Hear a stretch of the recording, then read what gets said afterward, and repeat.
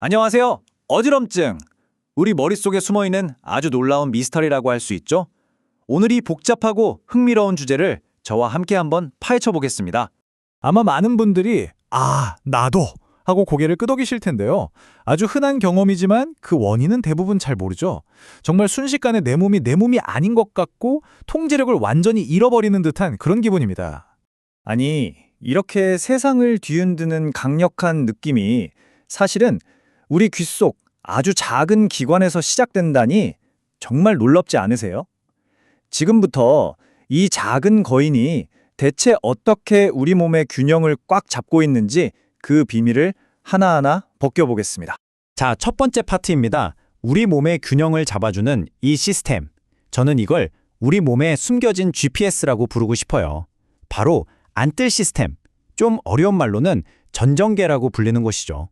네, 바로 이겁니다. 우리 속퀴, 그러니까 뇌에 있는데요. 여기엔 두 가지 주요 부품이 있어요. 반고리관이 하는 건 머리가 빙글빙글 도는 회전을 감지하고요. 이석기관은 우리가 앞으로 가거나 위아래로 움직일 때, 그리고 중력을 감지하죠. 이 정보들이 실시간으로 뇌에 막 전달되면서 우리가 넘어지지 않게 딱 잡아주는 거예요. 이 시스템이 하는 핵심적인 역할은 크게 두 가지인데요. 첫째가 바로 안뜰 눈 반사. 이게 뭐냐면요. 우리가 막 고개를 흔들면서도 스마트폰 글씨를 읽을 수 있는 이유예요. 머리는 움직여도 눈은 글자에 딱 고정되어 있잖아요. 바로 이 반사 덕분입니다. 그리고 둘째는 안뜰 척수 반사.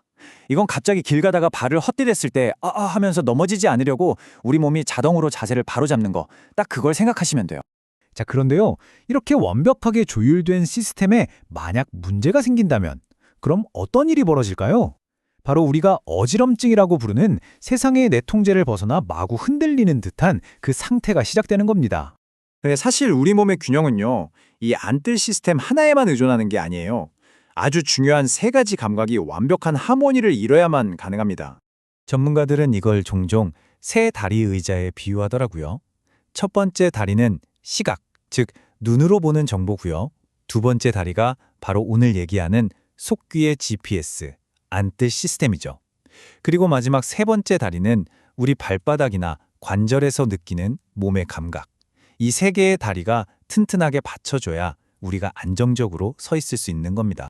그런데 만약 이 안뜰 시스템이라는 다리 하나가 흔들거리기 시작하면 우리 뇌는 엄청나게 혼란스러워져요. 그래서 남아있는 다른 다리, 특히 시각 정보에 과도하게 의존하게 되는 거죠. 바로 그래서 어두운 곳에서 더 어지럽거나 반대로 대형마트처럼 시각적으로 너무 복잡하고 어지러운 곳에 가면 증상이 확 심해지는 겁니다. 자, 그럼 이제부터 우리가 탐정이 되어보는 시간입니다. 의사들이 무슨 최첨단 장비 없이도 어떻게 이 복잡한 문제의 원인을 귀신같이 찾아내는지 그 아주 영리한 수사 기법들을 한번 들여다보겠습니다. 이 말이 어지럼증 진단의 모든 걸 말해줍니다. 우리가 속귀 안을 직접 들여다볼 순 없잖아요.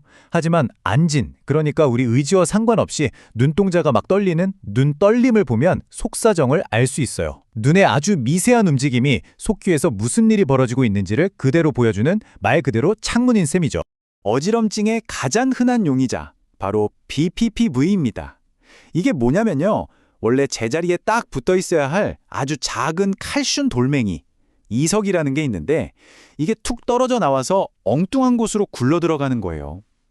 이 작은 돌멩이 하나가 특정 자세를 취할 때마다 신경을 막 건드리면서 아주 짧고 격렬한 어지럼증을 확 일으키는 거죠.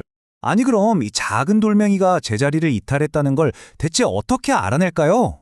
의사들은 환자의 몸을 특정 방향으로 움직여서 일부러 이 이석을 자극합니다.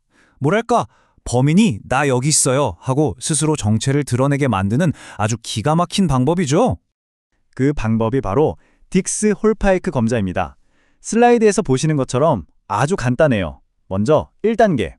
환자는 앉아서 고개를 한쪽으로 45도 정도 돌립니다. 그리고 2단계.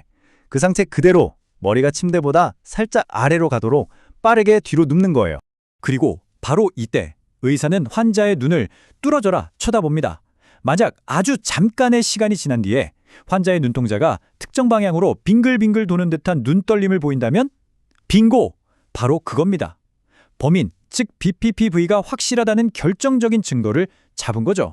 자, BPPV가 가장 흔한 범인이긴 하지만 유일한 용의자는 아니에요. 이제 다른 주요 용의자들의 프로필을 한번 살펴보겠습니다. 각각 특징이 아주 뚜렷하거든요. 자, 여기 3명의 주요 용의자가 있습니다. 먼저 BPPV는 아까 봤듯이 머리를 움직일 때만 짧고 강하게 어지러운 게 특징이고요. 두 번째, 안뜰신경염. 이건 마치 감기처럼 바이러스 감염 후에 갑자기 생겨서 며칠 내내 어지러운데 신기하게도 청력은 괜찮아요. 반면에 마지막, 메니에르병은 어지럼증과 함께 청력이 떨어지고 귀에서 삐 소리가 나거나 귀가 꽉 막힌 듯한 느낌이 반복적으로 나타나는 게 아주 특징적입니다. 이렇게 증상의 양상을 보면 범인을 꽤 좁힐 수 있죠? 이제 마지막이자 사실상 가장 중요한 질문에 도달했습니다. 이 어지럼증이 비교적 괜찮은 속귀 문제인지 아니면 정말 위험할 수 있는 뇌의 문제인지 이걸 어떻게 구별할 수 있을까요? 이 질문에 대한 답이 환자의 생사를 가를 수도 있기 때문에 정말 중요합니다. 그리고 놀랍게도 그 결정적인 단서는 또다시 눈에 숨어 있어요. 눈떨림이 어떤 식으로 나타나는지를 보면 문제의 근원지가 속귀인지 뇌인지 알 수 있다는 거죠. 이 슬라이드에 그 차이가 딱 나와 있습니다. 자, 보세요. 속귀 문제인 말초성 눈떨림은 보통 수평으로 한쪽 방향으로만 떨립니다. 그리고 어딘가 한 곳을 딱 쳐다보면 좀 잦아들죠. 하지만 뇌 문제, 즉 중추성 눈떨림은 달라요. 보는 방향에 따라서 떨리는 방향이 막 바뀌거나 아예 위아래 수직으로만 떨리기도 합니다. 그리고 가장 중요한 건 한 곳을 응시해도 전혀 나아지지가 않는다는 거예요. 그래서 핵심은 바로 이겁니다.